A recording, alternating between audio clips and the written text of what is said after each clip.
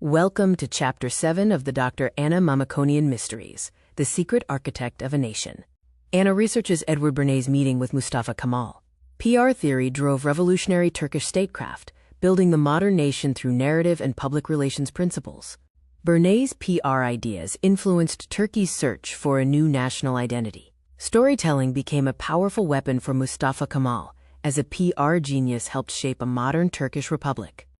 Bernays, the father of public relations and Sigmund Freud's nephew, coined the term in 1923. He authored influential texts like Propaganda and Crystallizing Public Opinion. Bernays' philosophy rests on 4 pillars. These include engineering consent, the two-step flow using influencers, and symbolic language with event staging to shape public perception. Mustafa Kemal was a World War I hero and the founder of the Turkish Republic. He was a master of political symbolism and narrative, leading the national movement after the Ottoman collapse. Mustafa Kemal was a World War I hero and founder of the Turkish Republic. He mastered political symbolism and intentionally used public relations to reshape the nation following the Ottoman collapse. The Ottoman Empire suffered defeat in World War I, leading to the Treaty of Sèvres and Allied occupation. Mustafa Kemal led the national movement in Anatolia amid the chaos. Mustafa Kemal led the national movement, rejecting the Treaty of Sèvres. Supported by urban middle-class intellectuals, a strong new nationalist identity quickly began to form. The Allies controlled the global media narrative, while the defeated Ottoman bureaucracy lacked a coherent story. As public morale collapsed, Kemal urgently needed a new national narrative. First contact occurred in 1922 when Bernays' firm advised British interests in Turkey. The goal was to reshape the Western view, framing the crisis as a PR opportunity in the geopolitical arena. Bernays' firm advised British interests to reshape Western views of Turkey. This strategic reframing introduced public relations into the geopolitical arena, making the crisis an opportunity. A secret memo focused on rebranding Turkey from an empire to a modern republic. Attracting foreign investment and legitimacy was key, with narrative strategy preceding official international recognition. Kemal's aides studied Bernays' PR pamphlets as influential texts circulated in diplomatic circles. Intellectuals absorbed the new American PR theory, planting the strategic seeds of a new statecraft. Lesson 1. Symbols. Ottoman imperial imagery was replaced with the modern star and crescent. Visual identity became the core of the new national identity, communicating powerful ideas. The two-step flow uses influence leaders to reach the masses. Mustafa Kemal made his commanders national messengers, using newspapers to amplify the nationalist message and move public opinion in controlled waves.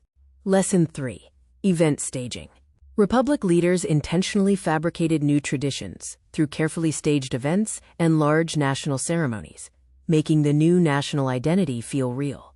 Simple, repeated slogans were used to unify the nation. Peace at home, peace in the world became the national mantra. Language and simple slogans were powerful tools for mass persuasion. The national anthem was commissioned to unify identity with powerful lyrics by Mehmet Akif Ersoy.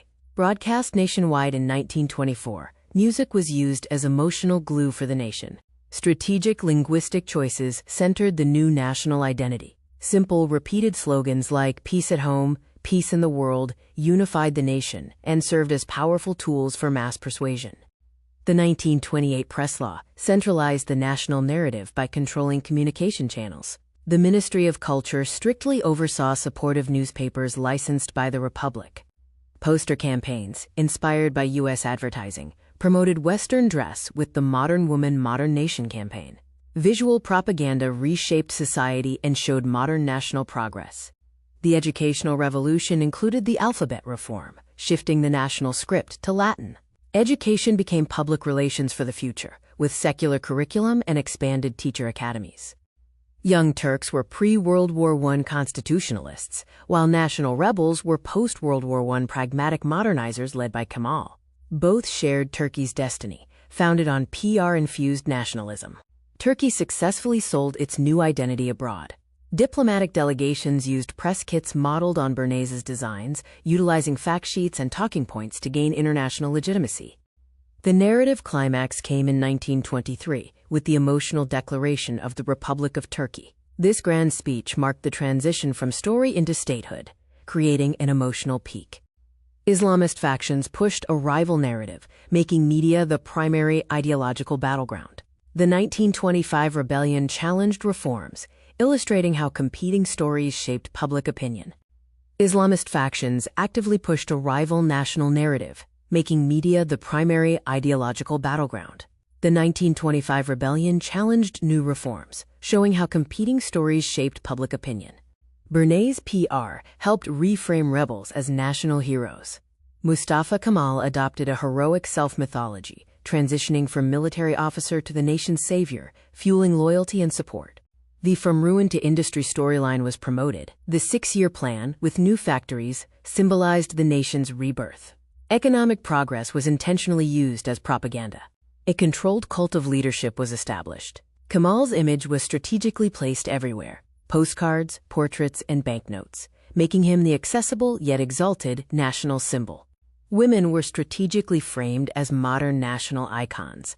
Gender equality reforms, including suffrage in 1934 and expanded education, made gender roles an essential public relations strategy.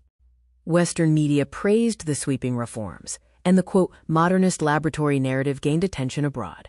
International legitimacy grew, and Turkey successfully entered the global imagination. Culture became soft power. Cuisine and Turkish coffee, along with Mies culture, were promoted internationally. Everyday life became an intentional national branding strategy, enhancing soft power. Folk songs were reorchestrated by the Republic. State-sponsored orchestras and radio effectively spread a unified national sound. Music was strategically employed as emotional propaganda. The elite were educated through scholarships sent to Europe. Western ideas were imported, and the new elite served as key carriers of the narrative, essential for modernizing the Republic. Public health campaigns framed vaccination as a patriotic duty. Posters promoted health as a tool for unity, tying modernity to scientific advancement. These campaigns demonstrated national progress. National myth-making occurred around events like the Battle of Dumlupinar. Dramatic photos, military medals, and heroic storytelling were constantly used to create national memory. The 1930 Sheikh Said Rebellion tested the Republic. The government imposed a media blackout and framed the rebellion as a betrayal, ensuring the carefully constructed national narrative survived the crisis. The blueprint for the new statecraft prioritized narrative strategy over geography and symbolic visuals over policy. Controlling media channels was essential for centralizing the debate using public relations tactics. Modern echoes of PR are visible today. Turkish dramas effectively export national identity. Political rallies strategically use public spectacle, and Turkey continues its strong soft power strategy. Anna and O'Connor discuss how Bernays' ideas traveled into revolutionary statecraft. Storytelling became the most potent weapon for the nation, and the modern Turkish Republic was built through this narrative. Anna explains to O'Connor that Bernays later denied any direct role in the Turkish Republic. This denial protected his reputation from controversy, even though the indirect influence of his ideas remains highly evident. Anna explains PR's dark side. Tactics can manipulate public opinion. Persuasion can cross the line into deception, and centralized narrative control undermines democratic discourse. The climax arrives as 4 masked men enter the Grand Ani hotel room. Each man holds a pistol pointed at O'Connor and Anna, forcing the protagonist to face a dangerous, violent threat.